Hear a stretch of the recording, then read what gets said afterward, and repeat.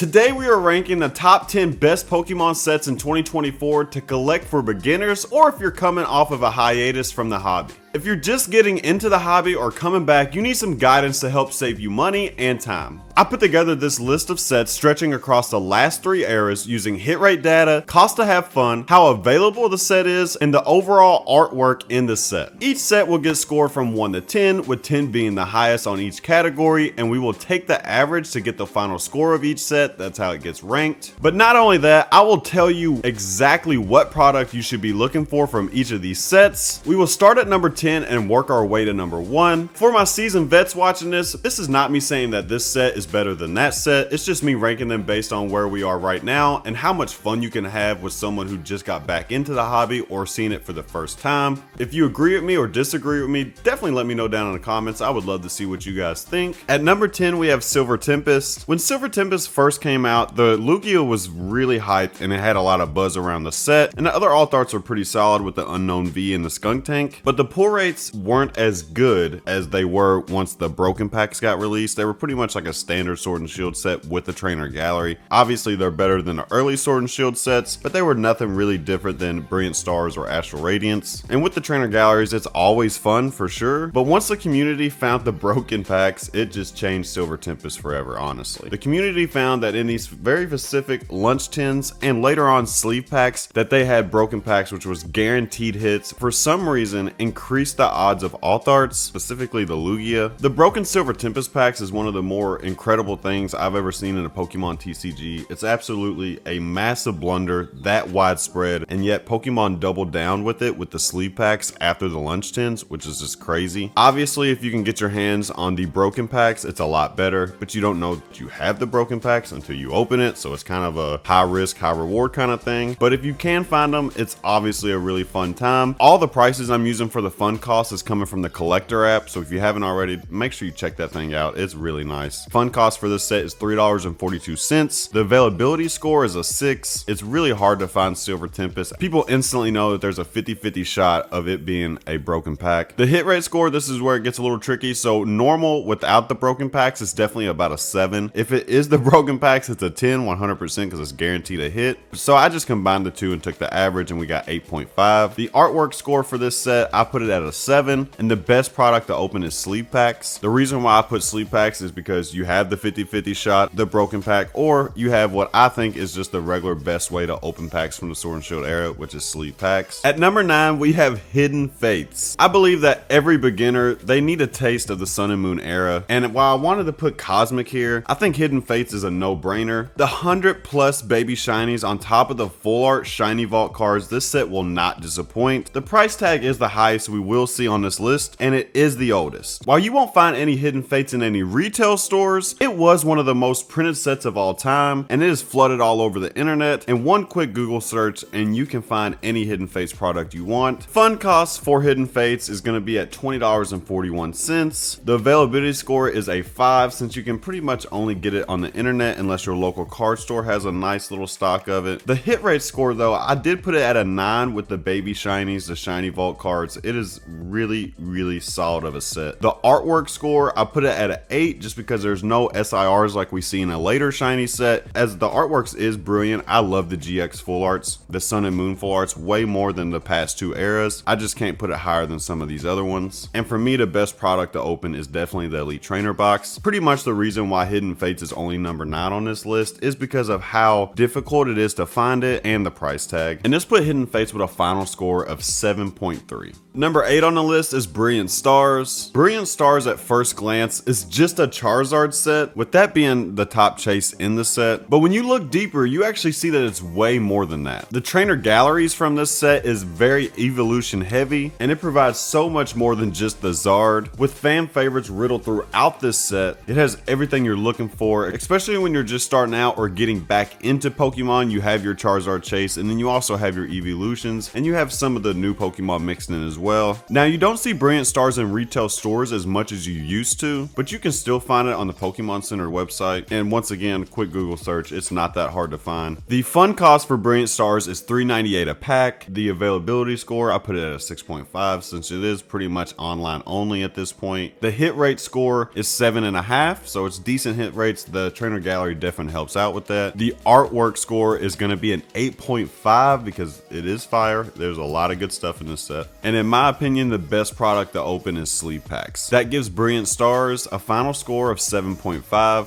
At number 7, we have Scarlet and Violet base set. The first set from the Scarlet and Violet era was met with a lot of criticism upon release, and rightfully so. We were just spoiled with one of the most generous sets of all time at the end of Sword and Shield. But man, this set is starting to age like fine wine. This is the cheapest option on this list. The pull rates are solid for a regular set, and the artworks, especially from the IR department, is top tier. This set oddly has some of the best cards in the entire era to get graded. Tackle that along with the SIRs, you have more than a solid base set. The fun cost for Scarlet and Violet base is $2.83 a pack. The availability score is an 8. This set was really printed pretty hard and it's pretty much everywhere. You can still find it in store. You can definitely find it online, no problem. The hit rate score is also an 8. This is one of the gripes of the set, is that it was too easy to pull the best cards in the set. Personally, for a beginner or someone just coming back in, you want to ease them in. You want them to have a good time. You don't want them opening something like Twilight Masquerade, Paldea Evolved, or like Evolve in Skies. And then the artwork I put at 7.5. Koraidon, the Miraidon, the Gardevoir, all solid, really solid cards. And the best product to open for this set is definitely a booster box with a guaranteed SIR in every box. And that gives Scarlet and Violet base a final score of 7.6. At number 6, we have Celebrations. Pokemon Celebration set for 25 years was one of the craziest releases we've ever seen for a set, with the first wave of product being sold out almost immediately. Pokemon took note and printed this thing into oblivion, which is a good thing. I really do think it was a good thing for this set. This set is a lot of fun to open. I mean, it is incredible with the classic collection, with the new stuff. It's absolutely a great time. The classic collection is a great way to touch the nostalgia base, and with this set only being 50 cards, it is insanely easy to master, so I recommend this be your first master set. It's incredibly easy to do so. Fun cost for Celebrations, this is the second highest pack on the list, coming at $7.70 a pack. The availability score is a 6 because you will rarely find this in retails, and I don't even think you will anymore. Honestly, I haven't seen it in a long time. The hit rate score is at a 9 because obviously there's only 4 cards in the pack. You get all, 3 are holos, and then you can get one of the special cards here you see on the screen. The artwork score, I'm going to give it an 8.5. It is absolutely awesome. I love the artwork from all this. The gold Mew is a fantastic touch as well. And then in my opinion, the best product to open is the Lance's Charizard box, because you can get Evolve in Skies with Celebrations. I know I just said you don't want to open Evolve in Skies, but when you have a set like Celebrations paired with Evolve in Skies, I think it does change the atmosphere of the opening for sure. And this also gave Celebrations a final score of 7.6. The reason why I put it ahead of Scarlet and Violet base is I think this is just a lot more fun to open. At number 5, we have Obsidian Flames. This set is what a lot of people think the worst set in the Scarlet and Violet era is, but I actually think it's one of the best to open for beginners. It's a really small set, the hit rates are fantastic, and it has a Charizard, so you can get your Charizard Fire Lizard chase. The IRs in this set are actually like kind of crazy, with the Scizor, the Houndour, even the Gloom, and then we can't forget the Ninetales. What makes this set so good for beginners, specifically just like Scarlet and Violet base, is the booster boxes have insane hit rates. There are no big raw price chase cards in this set, which is probably why a lot of people don't like it. But honestly, if you look at it, just like Scarlet and Violet base, it has some of the best cards to grade in a PSA 10, with cards like the Scizor, the Ninetales, and the Gloom. I don't think you'll be disappointed in the set if you just started out. Once again, we were spoiled with Crown Zenith, and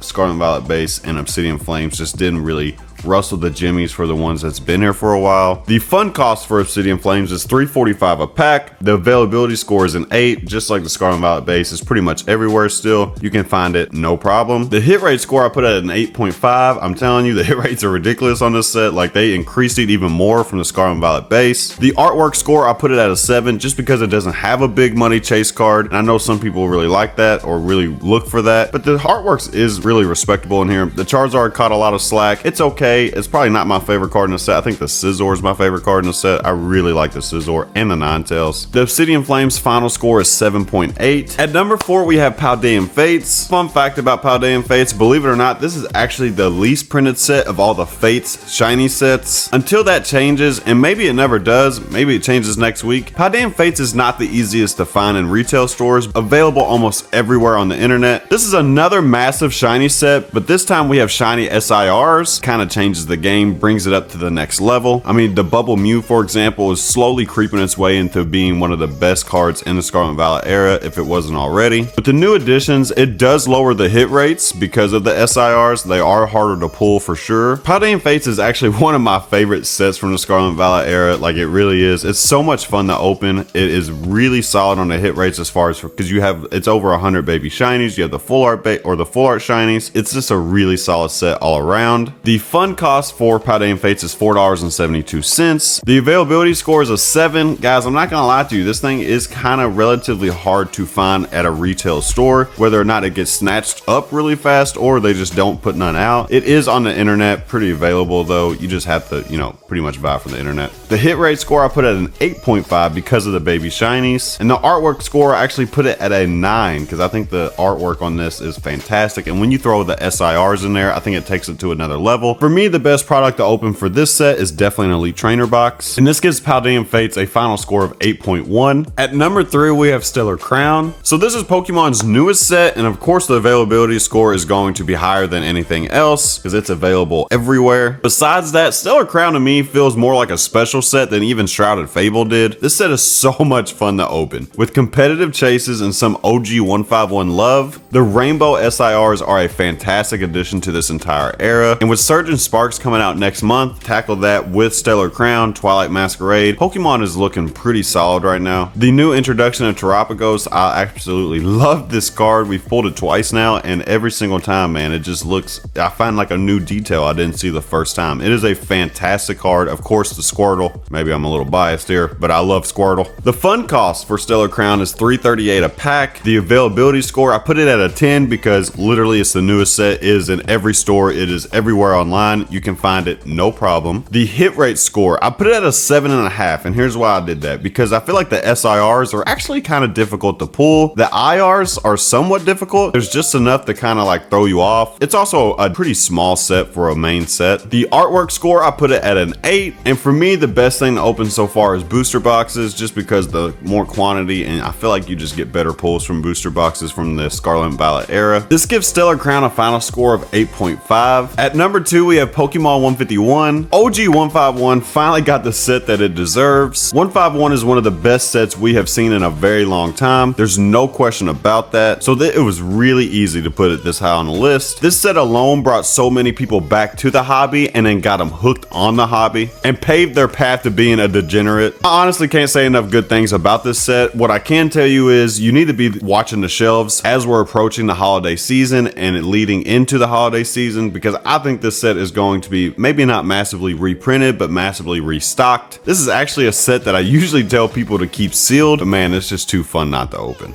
Fun cost for 151 is $8 a pack, but remember guys, I don't think the data is reflecting the packs that's been coming out or the product that's been coming out these past couple weeks and what's going to be coming out in the next couple weeks. So just keep that in mind. It's going to be a lot lower because a lot of more retail prices are coming out. I mean, like the 151 poster collections at Dollar General, 15 bucks, pretty solid. The availability score for 151 is 7.5, and the reason why it's that high is because with the past couple weeks, the product we've been getting, the next couple weeks we're going to be getting leading into the holiday season, you're going to see a lot more 151 on the shelves. You just got to get there early. The hit rate score I put at a 9. The only reason it's not a 10 is because it is relatively hard to pull some of the SIRs, and with any Pokemon set, the newer batch of products usually has worse hit rates than the beginning. And as far as an artwork score, it is a 10 out of 10. This is some of the best cards Pokemon has ever given to us. For me, the best product to open is anything that you can find. I don't care what it is, if it's booster bundles, poster collections, UPCs, ETBs, Zapdos boxes, Alakazam boxes, binder collections, you open it. And this gives Pokemon 151 a final score of 8.8. And at number 1 on the list, we have Crown Zenith. Until the Sea and Sky boxes was released a few months ago, low. I would have had this at number 2 on this list, but that box alone vaults us up to number 1. This set has incredible hit rates, it has great chase cards, and the price tag is insanely low for this type of set. The gold cards are always available to pull, and that Mewtwo is just getting better and better. The ending of the Sword and Shield era gave us one of the funnest sets to open of all time, and I stand by that. It's the gift that keeps on giving. With almost 2 years into this set, and it's still one of the most popular sets being opened right now. The fun cost for Crown Zenith is $4.19 a pack. I don't think it quite reflects the Sea and Sky boxes, which is $3.03 a pack. The availability score is a 9. It is in every Sam's Club, stacked to the ceiling. There's no problem. The only reason it's not a 10 is because you have to have a membership to get into Sam's Club, but you can still find Crown Zenith at the GameStops,